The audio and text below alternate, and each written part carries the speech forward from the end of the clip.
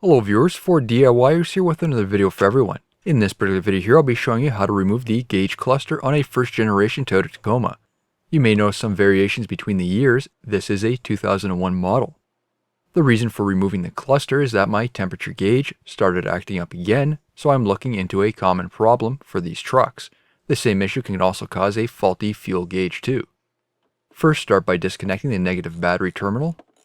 When I purchased this truck, the interior was partially apart, so I'll do my best to cover any missing fasteners. The bottom trim piece will need to be removed under the radial bezel. There should be two clips holding it into place, one on each side. Push in the center to release the factory clips, then remove. Pull out the trim, then disconnect the electrical connectors on the rear. For this I have two 12-volt power ports in the factory security LED. A view of the back side of the panel.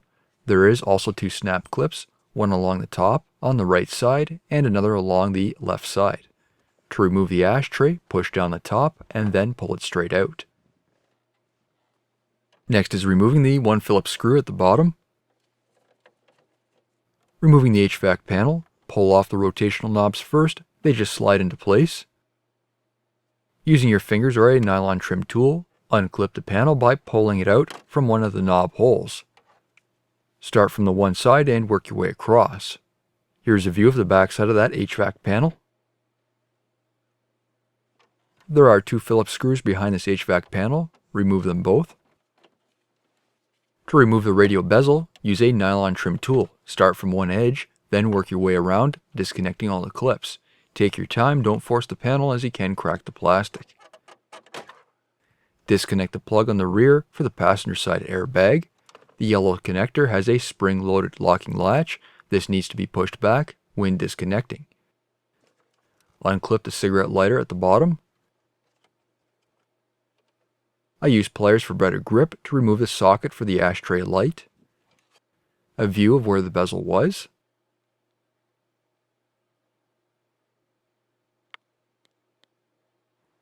Another view behind that trim panel after it's been removed. Here you can see the various clips and screw mounting holes. Now is removing the knee panel below the steering column. This is needed to gain access to the HVAC duct and fasteners for the gauge cluster bezel. You'll find various Phillips and 10mm fasteners. There will also be screws around the hood release too. Here's a view of the back side of that knee panel once it's removed.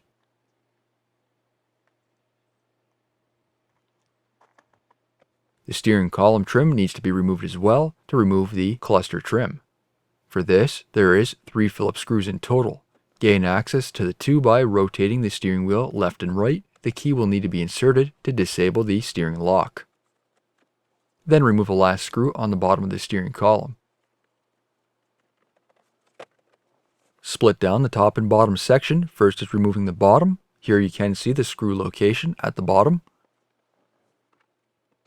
Tilt the steering wheel down and then remove the top section. You can see the tabs hanging down where the screws thread into. Remove the clock and ignition switch bezel. This just snaps into place. Here's a view of the clock and the ignition switch trim. Remove the 2 Phillips screws above the cluster.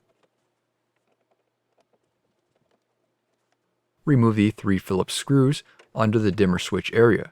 2 will be holding on the trim in place and the other will be holding on the HVAC duct.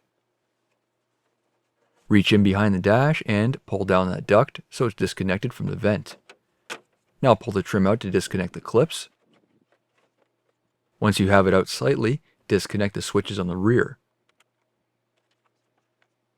A view of the back side of the trim piece. Here you can see the various clips, screw mounting locations, and switches which need to be disconnected.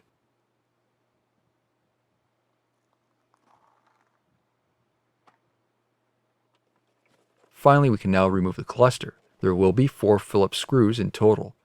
This does help if you have a magnetic tip. If not, you may need pliers to retrieve the screws. There will be 2 screws at the top and another 2 at the bottom. Tilt the cluster out to the passenger side. Depress the tabs on the electrical connectors and disconnect each one. They will have different shapes, so you don't have to worry about mixing them up. Here's a quick view of the underside of the dashboard behind the knee panel. Here's another view of where the cluster was. As for splitting down the cluster, this does take some patience. There are various snap clips holding in the lens portion. The black plastic tabs need to be pushed down, and there will need to be mild tension to keep them disconnected. What I found works best is using folded pieces of cardboard to hold it open. Work your way around, make sure it's coming apart evenly so you don't break any clips. Then finally remove. Here you can see the inside of the cluster for a reference. In order to remove the temperature gauge, this is needed if you do have the same fault I did. Remove the 3 Phillips screws on the rear.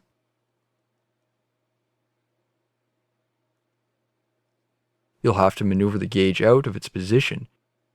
Bend the speedometer backing out slightly and then pull out the gauge. I have heard of issues with corrosion on these terminals, so that can be a problem too. However, in my situation, which is very common, the nuts on the terminals do come loose. A couple of these nuts were loose, and I could remove them by hand. You can remove these nuts, then remove the board to inspect for any corrosion. I applied some Deoxit D100L from Keg Laboratories, which will remove oxidation, protect the terminals, and improve conductivity. I'll have a more in-depth video for this in the future covering all of the areas of a faulty temperature gauge. This same issue can also be applied to the fuel gauge too, and mine were in fact loose, however, not loose enough where the gauge wasn't working. Next is installing the temperature gauge. Snug up those 4 Phillips screws on the back side, don't over-tighten them. I clean the lens to remove any dust which seems to settle inside over time. Make sure everything in the cluster is in the correct position, line up the lens, and then snap it into place. I applied more Deoxit 100L to the connections on the rear of the cluster again. I did notice a very light amount of corrosion on the one terminal. They are all different shapes, so you don't mix them up. Put the cluster back into place, then install the 4 screws. Before everything else is installed, you can hook up the battery temporarily to ensure the cluster is working correctly. Here's a quick view when that cluster is back into place. Next is installing the trim. The wiring harness isn't very long, so it is a tight space to work when plugging all those switches back in. Make sure no wires were pinched, then push the trim into place. Install the fasteners, the 2 above the cluster, and then the other 2 below the dimmer switch. Reinstall the clock and ignition switch bezel.